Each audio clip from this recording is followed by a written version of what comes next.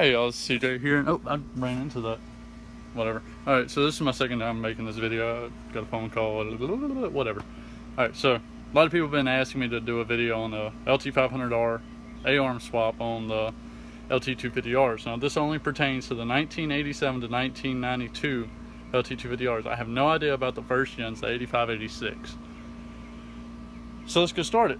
I have a few videos on while I was building it, but it's been about like a year and a half, 2 years maybe, since I finished it, riding on it and all this, that, and the other.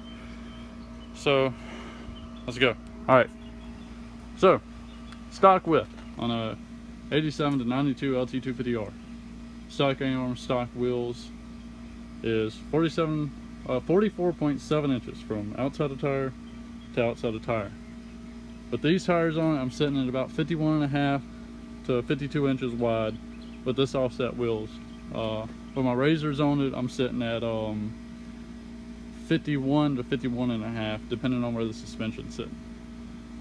Alright, so that's the width. That's about 44.7 to 51, 51.5, or 50.5 to 51. Whatever, anyway, it's almost about 7 inches wide, so that's about 3.5 inches on either side width-wise. Stock front shock length is 15 inches. I just measured those in the video I made before. These shocks, I have no idea what they're off of. They're just some that I bought off of a dude on the forum. They are 15 3/4, about 16 inches long. I have it sitting on a jack stand because if you know anything about flat track tires, you know that they go low and that you shouldn't keep pressure in them while they're sitting anyway. So that's why it's sitting on that, just that way I can get a measurement of the front shocks and to give an idea of where it kind of sits at whenever I have 4.5 pounds of pressure in the fronts. 4.5, 5 pounds. So what I was talking about previously is you actually pick up a little bit of steering radius with this A-arm swap mode. So this is the left tire and this is the right tire. It seems like the right's not steering as far, but I honestly don't know what's up with that, why it does that. I'm just equating it to Suzuki steering geometry. And then to the right, I'm actually missing some turning radius because the bump stop is not going all the way to the chassis. And this is because I'm running stock LT500R tie rods that have ball joint ends, and you know, one of them's bent and the ends are trashed and this, that, and the other. Eventually I need to, what I would recommend doing and what I'm going to do is to buy some American Star Racing ASR Heim joint end tie rods, stock length for an LT500R. And what I'll let you do is it gives you some more articulation in the ends instead of a ball joint. I'm running with the LT500R A-arm swap. The upper A-arms are direct fit. You just have to put the left side A-arm on the right and the right side A-arm on the left. The lowers, you have to go in and trim the so normally on a 500 this would be the back side of the A-arm for the left side.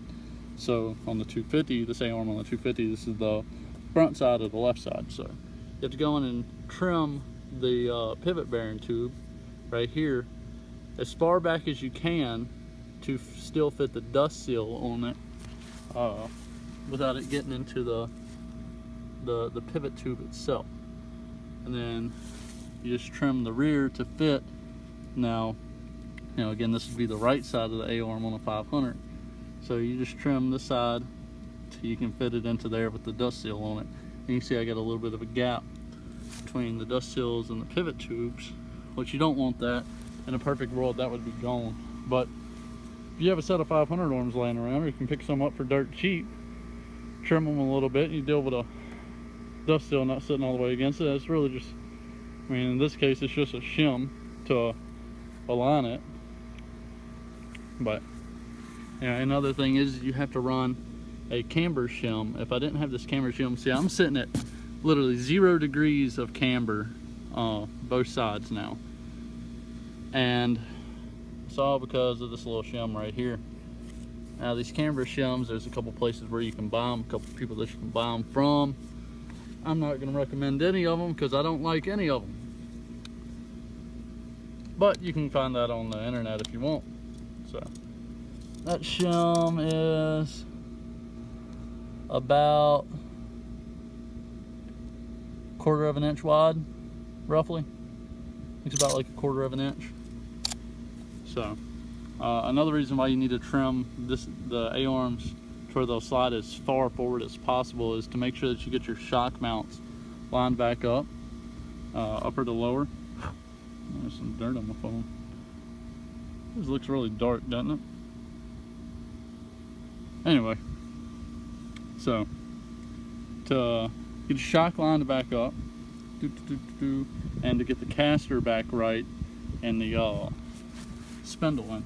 I'm using stock 250 spindles. Some people use stock 500 spindles, and I have, you know, with trimming the A-arm to where it can go as far forward as possible, if you don't pay attention to how you're trimming it, you can end up with the lower A-arm actually sitting behind the upper A-arm, and you end up with some wacky caster. Makes it shake real bad.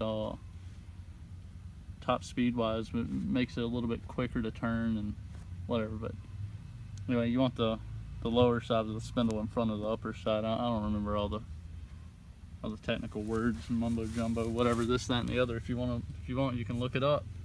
Another thing is, this is the right side steering horn on the left side.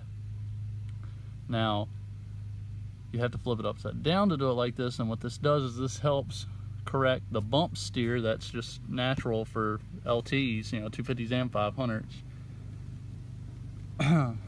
But so yeah, that's all the technical stuff. Like I said, American Star tie rods with high misalignment heim joint ends on it.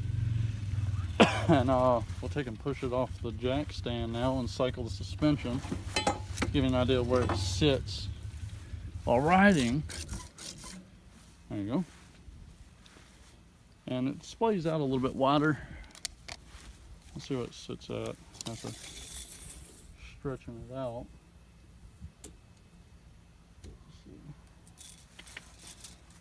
We're just going to take a rough guesstimate here. You know, don't have 5 sets of hands, so we're just going to kind of lay the tape measure on the ground. Yeah, again, lay some. No, that wasn't about the center of the tire. Yeah, like I said, about 52 inches roughly. So this tape measure's crap, but yep. So that's it, and that's about it on the 250 500 arms on the 250. Now with the suspension all the way down, I got bump stop to chassis in there, if you can see. Oh, and another thing is stock 250 brake lines fit perfectly. You know, you don't have to get extended length brake lines or anything. You know, they have plenty of slack. You can see this one leaks a little bit. But yeah, so there's some weird knick-knack stuff with this swap. There you go. There's a good shot of the turning the steering angle on this setup. And just about put the inside tire perpendicular to the chassis, which this thing turns on a dime, and it always has. This bike, it's always steered with the rear a lot, and that's even before I did the 500 arm swap. So yeah, that's it. And she was all happy and stuff again after the flood, but I went and took it out the other day, and it popped the head gasket on me, and surprisingly for it blowing the head gasket and going lean 6th pinned, scary. Is Hoosiers look like pizza cutters. They were about that much taller and about that wide. You got a couple flat spots in them now from trying to kill it, but it never went over 130 degrees. So I got some head gaskets. I'm gonna throw one on it and it'll be good to go again. So it has plenty of compression for even with having a blown head gasket.